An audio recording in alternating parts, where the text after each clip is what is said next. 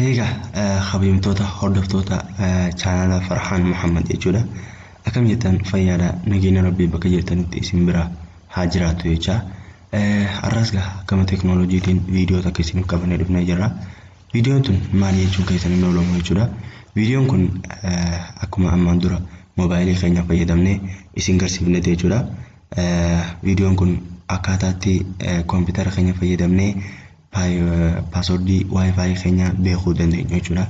Akkuma beeknuga hedduun keenya yookiin irra guddaan keenya wifi keenya password isaa kompiitara keenya fayyadamnee beekuu ni dandeenya. Honni jiru ulfaata akkuma beektan jechuudha. Yookiin namni beekuu danda'u yookiin as baasuu danda'u ni takka kan beeku jechuudha. Kana wanni har'a isiniif qooduu dhufne jechuudha. Kanaga akkamitti barbaannaa yoo jenne jechuudha. Duraan dursee asitti wifi jiraachuusaa akkuma agartan kana jechuudha. Ayyaga gisee karaa dalagaa teenyaatti seenu jechuudha. Asumaan start tuyna achi booda eega start tuyne setting qajoo kana kilik goona.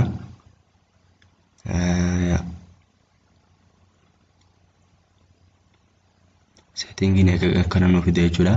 Asumaan network and internet qajoo kana seenne jechuudha. Achi booda akkuma agartan gaa wifi keenya ni jira. Wifi qajoo kana kilik gisee goone akkuma agartan wifi keenya qunnamee yookiin connect ta'ee jira jechuudha. Asumaan karaa harka mirgaa kanatti network and sharing center qajoo kana kilik goona. Hayyaga ammas akkuma agartan jechuudha wifi keenya maqaan isaa asirra nu baha. Makuma wifi keenya kana kilik goona jechuudha ammaasi. Eega kan nu fide booda sanduuqa xiqqaa kana wireless properties qajoo kana kilik goona. Akkuma agartan gaa asitti maqaa wifi keenya nu tarreessee jira jechuudha. Maqaa wifi keenya jechuudha. Akkuma agartan jechuudha.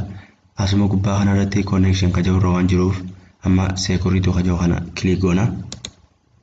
Akkuma agartan gaa asirratti network security key qajoo kana jechuudha. Passwordin keenya jechuudha. Show password yookiin show characters yoo jenneen kilik goona jechuudha sanduuqa xiqqaa kana. Akkuma agartan kana jechuudha passwordin wifi keenya jechuudha.